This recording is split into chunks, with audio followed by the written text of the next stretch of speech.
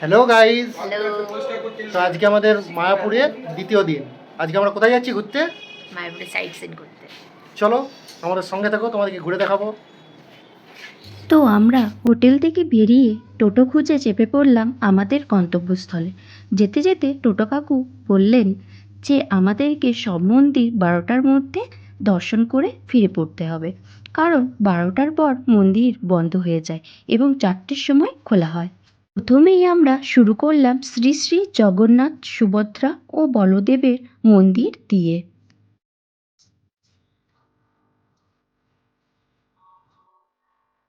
জগন্নাথ দেবের মন্দিরের ভেতরেই রয়েছে সীমন্তিনী কুণ্ড, যেখানে শ্রী জগন্নাথ দেবের চন্দনযাত্রায় নৌকাবিহার হয়েছিল। আর এই কুণ্ডের পাশেই রয়েছে গৌরাঙ্গ ও পার্বতীর মন্দির।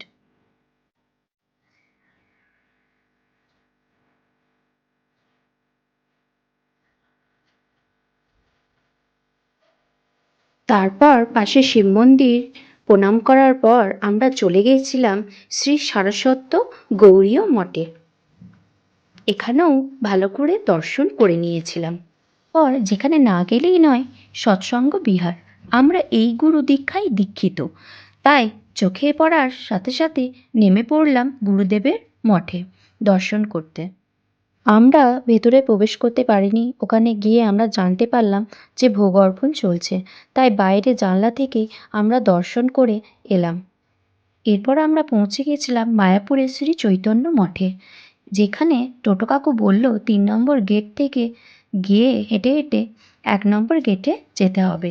এর মধ্যে রয়েছে অনেক রকমের মন্দির। প্রথমেই গিরি গোবর্ধনের বিগ্রহ ও রাধাকুণ্ড দেখে শুরু করলাম। পরেই দর্শন করলাম শিলা মহাপ্রভুপাদের ভজন কুটির।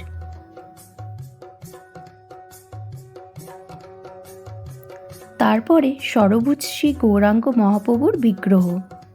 এরপর অবিদ্যাহরণ সারস্বত নাট্য মন্দিরে প্রবেশ করলাম এবং ভালোভাবে চারপাশটা ঘুরে দেখলাম। খুব ভালোভাবে দর্শন করেছিলাম।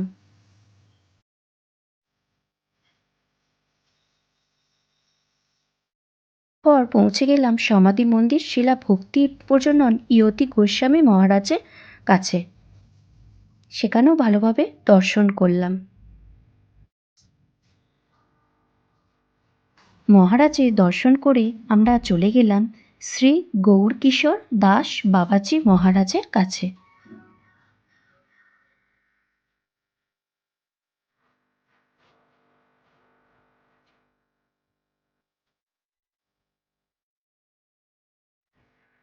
শ্রীল রঘুনাথ গোস্বামীর উদ্দেশ্যে রচিত গীত বলিয়া প্রচলিত শ্রীল গৌরকিশোর দাস বাবাজি মহারাজ কীর্তিত একবার শ্রবণ করুন। পর আমরা চলে এলাম শ্যামকুণ্ডতে, যেখানে সবাই ঘাটেতে গিয়ে শ্যামকুণ্ডের জল মাথায় ঠেকাচ্ছেন।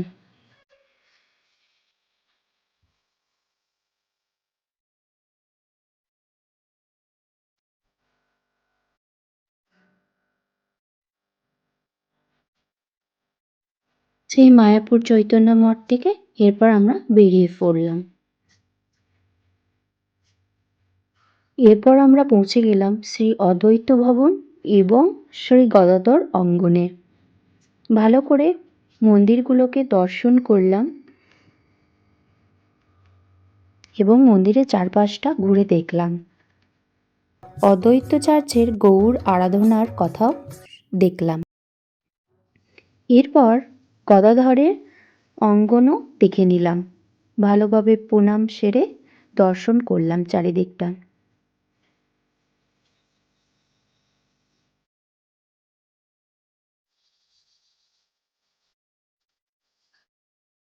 এরপর পৌঁছে গেলাম সন্ন্যাসীদের সমাধি মন্দিরে। এখানে বহু সন্ন্যাসীদের সমাধি মন্দির রয়েছে।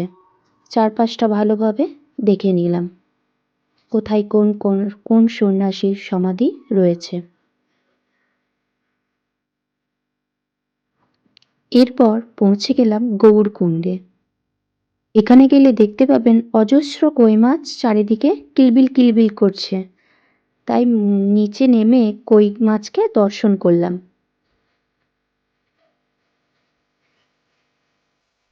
এরপর ঠাকুরশ্রী ভক্তিবিনোদ স্মৃতি মন্দিরে পৌঁছে গেছিলাম।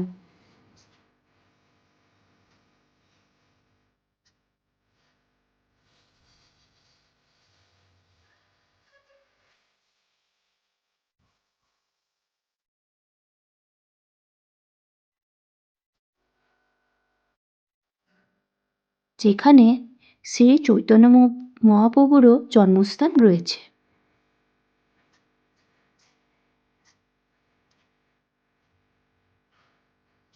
এখানে শ্রী শ্রী গৌর গদাধর ও লক্ষ্মী নরসিংহা মন্দিরও রয়েছে।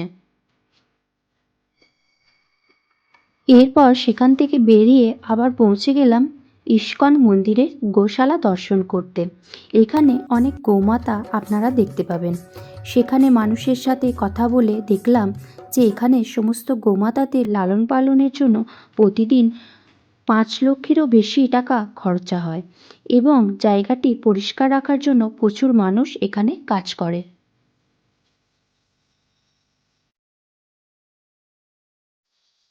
তারপরে দেখলাম ট্র্যাক্টর করে খাবার আসছে গোমাতাদের জন্য।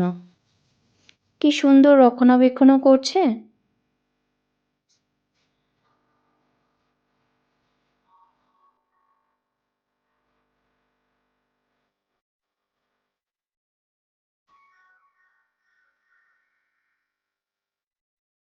তারপর গোমাতাদের ভালোভাবে দর্শন করার পর আমরা বেরিয়ে পড়লাম বাড়ি ফেরার উদ্দেশ্যে।